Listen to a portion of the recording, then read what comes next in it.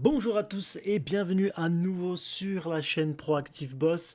Dans cet épisode, on va essayer de analyser un petit peu ce qui s'est passé avec XRP sur les derniers jours. On va essayer aussi de regarder un petit peu un article qui va nous donner éventuellement une projection sur 10 dollars. Donc avec la crypto-monnaie XRP que personnellement je préfère, que j'ai investi aussi depuis 2017, donc j'ai eu quand même pas mal de bons résultats. C'est vrai que c'est pas forcément la crypto-monnaie qui est très rapide en termes d'évolution comme certaines d'autres, mais finalement il y a des choses qui se sont passées dans ces derniers jours et qui pourront justement influencer une montée fulgurante de cette crypto-monnaie. On reste quand même sur une quatrième place actuellement. Donc forcément, il s'agit d'une crypto-monnaie qui pourrait prendre dans les semaines, voire les mois à venir, une ampleur de plus en plus importante et qui pourrait par la suite revenir sur sa place de troisième derrière Bitcoin, Ethereum et tout simplement devant Tether qui finalement est là plutôt comme un stablecoin.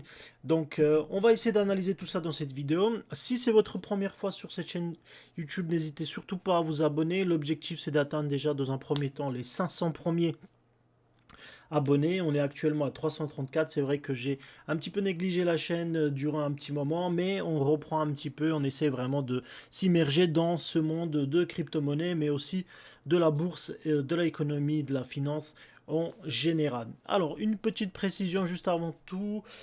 Donc, il s'agit d'un contenu purement informatif et divertissant. Je ne suis pas un conseiller financier professionnel. Consultez des professionnels avant de prendre des décisions financières. Votre responsabilité individuelle est engagée. Très bien. Après cette précision, donc on va regarder un petit peu ce qui s'est passé ces derniers temps dans le marché. Finalement, quand on regarde bien, l'ensemble du marché crypto-monnaie est plutôt positif. Quelques-uns qui sont un petit peu dans le dur, mais finalement pas grand-chose. L'ensemble finalement est plutôt sur une belle évolution. Si on regarde bien en termes de prix, on peut aussi voir des très très belles évolutions, hein, donc entre 57% par exemple pour le PEP, 21%, 33% juste sur les 7 derniers jours. Donc il y a quand même des crypto-monnaies qui ont fait des choses assez importantes. Bien forcément, il y a automatiquement des corrections qui vont se faire, mais quand on regarde bien dans l'ensemble, on a plutôt des performances qui sont assez intéressantes, hein. On est quand même dans certains cas même jusqu'à 50%, donc 45% ici pour Arbitrum. Donc finalement le marché se porte bien, des choses assez positives. Maintenant faites très attention, hein, observez bien comment ça se passe sur le marché. Donc à nouveau, investissez avec prudence parce que, comme je disais dans les précédentes vidéos, on peut rapidement se tromper sur un marché aussi volatile qu'il est, même s'il est, on va dire, plutôt sur du positif. On revient donc sur notre crypto préféré, donc l'XRP, actuellement à 2,09 euros, donc avec une augmentation sur les derniers 7 jours qui est à peu près à 7%, 7,5%. Donc c'est plutôt positif. Donc avec un cap boursier qui est à 122 milliards. Sur le dernier 24 heures, il y a eu un volume d'échange qui était à 4,491 donc milliards bien évidemment. Et puis il y a toujours 58 000 XRP en circulation, en sachant qu'il y a une grosse partie qui est encore détenue par par la société XRP, hein, donc par le Ripple. Finalement, alors justement, plus il y aura des XRP qui seront en circulation, qui ne sont pas forcément détenus par la société Ripple, plus sa valeur marchande sera plus importante. Donc pour l'instant, il y a des choses qui sont plutôt positives et on va maintenant partir sur l'analyse technique et on va voir justement si on pourrait atteindre et aller un petit peu plus haut dans ce mois-ci. Alors, quand on regarde bien ce graphique, moi je vous ai fait un petit graphique avec une petite analyse assez importante donc par rapport à ce qui s'est passé ces derniers temps. Donc on va regarder, on va s'attarder déjà à ce qui s'est passé entre 9 avril et jusqu'à aujourd'hui, donc aujourd'hui on va dire 11 mai. avec donc un marché qui était plutôt haussier, donc sur une tendance haussière. Il y avait vraiment une tendance neutre qui s'est dessinée pendant quelques jours, donc entre le 13 et on va dire entre le 7 mai, donc entre le 13 avril et 7 mai, vous voyez, on avait vraiment cette tendance neutre finalement qui s'est un petit peu annulée. On avait une forte poussée du 9 avril ici au 12 avril, donc sur une période de 3 4 jours, on avait vraiment une évolution poussée assez forte. Et puis après, on avait cette stabilisation-là, donc où finalement le marché cherchait à casser déjà dans un premier temps ici cette résistance qui s'est formée autour de 2,15 $. Et puis une fois que cette poussée a été faite, ben à ce moment-là, voilà, on s'est retrouvé vraiment dans une tendance neutre avec une légère augmentation ici, puis une baisse, donc pour que le marché puisse se stabiliser, corriger. Et c'est vraiment là, à ce moment-là, autour du 8 mai, donc il y a quelques jours en arrière, il y a 3 jours en arrière, qu'on a eu une forte poussée. Alors, qu'est-ce qui pourrait se passer maintenant? On va essayer de l'analyser ensemble. Donc, on va passer sur du daily, on va aller vraiment plus en détail. Donc, actuellement, on a une résistance ici, donc qui est sur du journalier, qui se retrouve finalement autour du 2,46 $. Donc finalement, qu'est-ce qui va se passer ici? Alors il y a plusieurs possibilités. Première possibilité, tout simplement, on rebondit et on redescend. On va redescendre forcément par palier. Donc on va redescendre à 2,33 $. Et puis par la suite, donc si on casse, on pourra redescendre dans un second temps ici à 2,29. Donc en fait, si vous devez mettre en place des stop loss ou prédire quoi que ce soit, en fait, il y aura forcément plusieurs étapes. La première étape pour se protéger, ben, on va s'arrêter plutôt ici, donc sur la mèche de la dernière chandelle, donc où le support serait autour des 2,33, 2,34. Donc après, c'est à vous d'affiner, bien évidemment, si c'est vous qui êtes libre de vous affiner à 2,35, 2,34. C'est vrai que des chiffres ronds, en règle générale, sont des chiffres où psychologiquement les personnes s'arrêtent. En règle générale, on verra jamais des personnes qui vont faire 2,33, etc., etc. En fait, ils vont vraiment faire des chiffres ronds parce que bah, psychologiquement, c'est plus parlant. Ok. Donc si on casse, et puis si on casse ces supports-là, ben là, en fait, par nouveau, on descend à 2,29, et puis après, ça sera par étape, donc 2,24, donc 2,25 environ, puis après, ça redescend à nouveau, donc jusqu'à notre prochain support qui sera autour de 2,16, 2,15. D'accord? Donc, en fait, si vraiment ici ça rebondit, donc ça va être vraiment déterminant dans la journée aujourd'hui et demain, s'il y a une forte poussée. Alors, actuellement, on voit finalement que la chandelle est dans le rouge, mais ici, la mèche, donc elle a été quand même, elle est venue toucher ici le support. Maintenant, voir ce qui va se passer en daily. Est-ce que correctement, elle va se diminuer? Donc, ça, on pourra regarder même par exemple, sur les 4 heures. Donc, on voit ici finalement il y a une confirmation qu'il y a forcément un rebond qui a été fait ici et on va aller vers la baisse. Donc ici, forcément, on est en train de toucher ce support-là, donc le support qui est en diagonale. Maintenant, est-ce que ça va s'attarder? Donc comme je l'ai dit, si ça casse ici, la prochaine étape, on descend ici. Ok, donc la prochaine étape, 2,30, 2,33. Donc à vous de mettre en place des stop loss si jamais vous faites du trading ou si vous faites du scalping. En tout cas, voilà, savoir que ici, forcément, on va avoir des choses qui vont partir sur la baisse. Et dans ce cas-là, donc on va aller même sur des périodes un petit peu plus courtes. Donc ici, il y a un petit rebond, mais on regarde bien. Pour l'instant, il n'y a pas forcément une grande tendance haussière qui se dessine. On revient sur notre daily. Alors, donc maintenant, on va essayer de voir un petit peu ce qui pourrait éventuellement, quel scénario on pourrait avoir par la suite. Donc, si on regarde bien, si on suit, donc on pourrait avoir un rebond et on descend. Maintenant, admettons un autre scénario, on casse ce résistance et on cherche à monter. Dans un premier temps, alors moi je m'attarderai plutôt sur la première base ici. En fait, je m'attarderai vraiment de ce que j'ai vu précédemment. Donc en fait, le premier palier ici pour moi, il serait à 2,55. En fait, on aurait vraiment une consolidation. Dans un premier temps, il faudrait vraiment que le prix se consolide ici. Donc c'est une fois qu'on aura cette consolidation ici, donc autour des 2,59, 2,60, peut-être un petit peu moins. On va, par prudence, moi je me mettrais plus sur quelque chose qui se retourne de 2,55. Voilà. Donc pour moi, ça serait plus prudent de se m'attarder sur un 2,55 Donc, dans un premier temps, puisqu'on voit que finalement, quand on s'est arrivé ici, d'accord, et donc ça c'était en 19 mars, on avait tout de suite une tendance baissière qui s'est reproduite, donc on a rebondi. Finalement, là, le support, en fait, il a été cassé, mais c'est pour moi un faux support. Pardon, une fausse résistance. Ici, en fait, il y a eu forcément une petite augmentation de quelques pourcents, puis après, à nouveau, ça s'est dégringolé. Donc, en fait, sur cette phase-là, les acheteurs ont profité, puis finalement ils sont devenus vendeurs. Ok. Donc si on reproduit le même schéma, ben, on pourrait avoir justement la même chose. Donc ça c'est le scénario numéro 2. Donc dans le cas où justement ici on réussit à forcer cette résistance, on réussit à la casser. Dans le deuxième temps, par la suite, donc ensuite je me baserai personnellement à nouveau ici, d'accord, avant d'aller chercher un petit peu plus haut, donc là ça serait à 2,60. Donc 2,55, 2,60. Et puis après, la prochaine résistance pour moi, ça serait autour de 2,75. Donc là, ici, sur ce prix-là, 2,73, 2,74, 2,75, pour moi, ça serait les trois étapes que je viserai progressivement. Donc pour pouvoir en fait avoir un gain progressif. Maintenant, est-ce que ça va se faire ou pas? Ça, je pourrais pas vous dire. Les pourcentages, à mon sens, sont un petit peu faibles pour qu'on aille chercher pour l'instant ces 2,73. Et puis après, la dernière étape, ben là, on part sur un support qui est très très haut. Donc là, on serait plutôt autour des 2,95.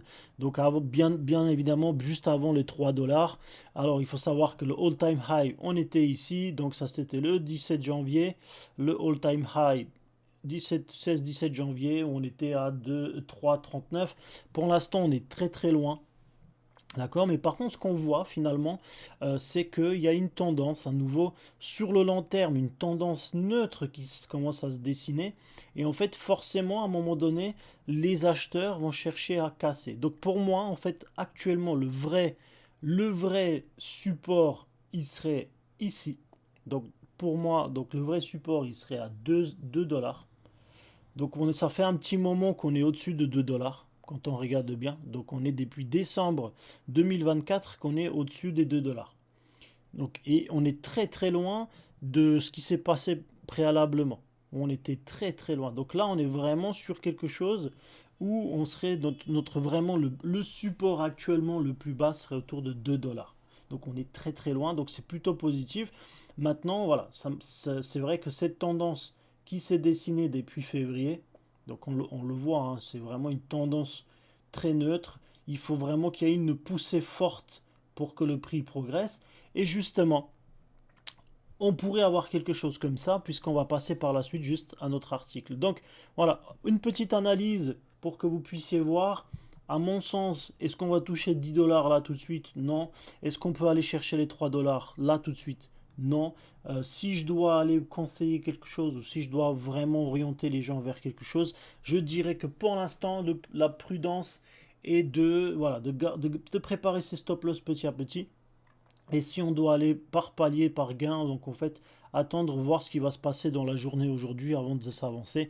Bien évidemment, bah, sur les courtes durées, hein, si on prend sur de la minute, on n'arrive pas encore à casser. Donc il y avait cette cassure aujourd'hui autour de 8h, 9h, il y avait un petit engouement, mais on regarde que ces mini résistances, en fait, ici, bah, en fait, on n'arrive pas à les casser. Donc forcément, maintenant, on pourrait avoir un essoufflement, donc à nouveau, donc vous voyez, casse, je reviens, donc ma correction, elle se faisait ici, donc j'avais une poussée forte, ça rebondit, ça remonte, ça rebondit, ça casse à nouveau vers le bas, ça cherche à remonter, correction, boum, et à nouveau, j'ai mon 12e mini support qui est ici, donc qui est à 2,35 dollars. Et donc forcément, à nouveau, bah, si on casse pas ici, on aura une tendance baissière qui va forcément se dessiner. Donc à voir, à suivre dans les heures à venir. En tout cas, pour l'instant, on regarde bah, sur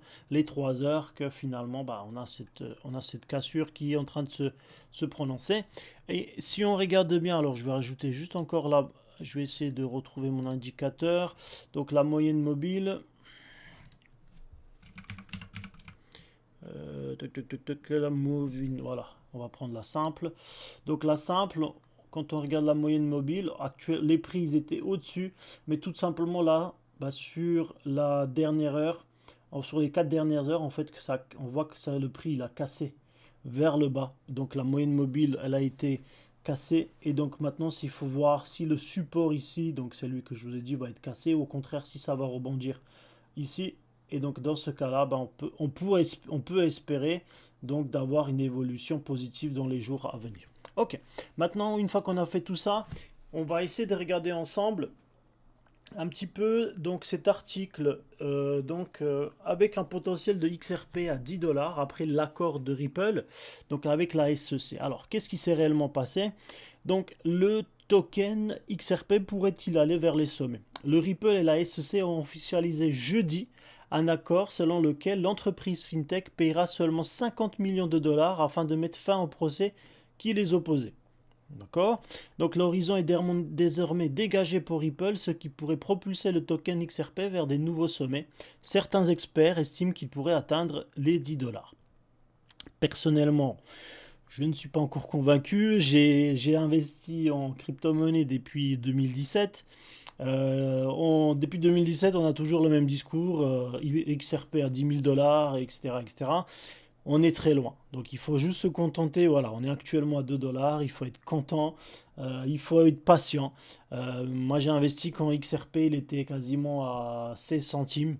Donc je suis patient et je sais qu'il a du potentiel, mais ça prendra du temps. Donc c'est la fin des zones juridiques pour Ripple. Le gendarme financier américain réclamé en 2020 1,2 milliard de dollars à Ripple. La somme de 2 milliards de dollars avait été déjà évoquée dans un premier temps. Donc c'est ce qui a finalement fait cet hiver crypto de l'XRP, ce côté-là où on avait justement cette crainte de devoir payer tout ça et de finalement perdre le token. Il estimait que ce dernier avait vendu des actifs financiers non réglementés aux investisseurs sous la forme de crypto-monnaie XRP. En 2023, un juge avait rendu une première décision estimant que la vente d'XRP à des investisseurs privés ne devrait pas être considérée comme une vente d'actifs financiers. Toutefois, il a estimé qu'une vente de 728 millions de dollars de tokens XRP à des investisseurs institutionnels aurait en revanche dû se faire selon les règles encadrant les actifs financiers. Il avait alors réduit l'amende à 125 millions de dollars. Mais le vent a tourné depuis l'arrivée du pouvoir de Donald Trump en janvier dernier. L'ancien dirigeant de la SEC, Gary Gensler, considéré comme hostile aux crypto-monnaies, est parti. Plutôt positif. Le nombre de poursuites et d'enquêtes visant des entreprises crypto a dramatiquement chuté, en voyant le signal d'un environnement plus favorable à l'écosystème. Cela a abouti à l'accord officiel hier, donc hier on était en date du 9 mai, donc 8 mai, ça aboutit à donc un accord officiel. Donc sur les 125 millions de dollars d'amende qui devait payer Ripple, 75 millions seront ainsi restitués à cette dernière. Donc il y a forcément un gain de l'argent, donc forcément un investissement qui va pouvoir être fait. Ils étaient conservés jusqu'alors au fonds de garantie. Donc le prix des XRP vers des nouveaux sommets, est-ce que ça va donner vraiment quelque chose? Une hausse de prix exceptionnelle, alors on verra bien. Donc en tout cas, certains analystes affirme que Ripple Labs ambitionnerait d'obtenir une licence bancaire. En devenant une banque, elle pourrait agir à la fois dans le domaine financier traditionnel et dans celui des crypto-monnaies. Le token XRP s'est échangé ce vendredi matin autour de 2,35 dollars après avoir enregistré une hausse de plus de 7% au cours des dernières 24 heures. Est-ce que ces dynamiques pourraient porter jusqu'à 10 dollars, voire davantage, si le bull run et la coin season se confirmaient sur la durée? Alors, à nouveau, personnellement, je vous dirais que c'est un petit peu trop tôt de vouloir se projeter vers 10 dollars. Parce que pour les 10 dollars, on est très très loin. Alors, il y avait cette fulgurante ascension ici, c'était super. Mais toutefois, très très attention. À mon sens, les 10 dollars, on est un petit peu loin. Mais je pense qu'à terme, on pourrait se positionner vers un 3 voire 4 dollars. S'il y a encore des annonces positives, c'est ce qu'on espère. En tout cas, restez vigilants. Si vous investissez, investissez avec prudence, plutôt sur du long terme. Comme je vous ai dit, moi, ça fait déjà 7 ans que j'investis, bientôt 8 ans que j'investis dans les crypto-monnaies. Et j'ai vu des hauts et des bas, j'ai vu des retournements de situation. Il y avait quand même pas mal de choses en termes de price action, beaucoup de déclarations positives puis négatives. Et donc du coup, le marché reste toujours très volatile. Mais en tout cas, il y a de l'espoir. Et tant qu'il y a de l'espoir, il y a forcément l'envie d'acheter. Donc c'est tout ce que je vous souhaite. Je souhaite que vraiment que vous gagnez votre pain sur les crypto-monnaies et puis que vous vous enrichissez. En tout cas, je vous remercie beaucoup d'avoir suivi cette vidéo. N'hésitez pas à nouveau de vous abonner, de commenter, de donner vos impressions. Ça me fait énormément plaisir d'échanger avec vous. Et moi, je vous dis à très bientôt.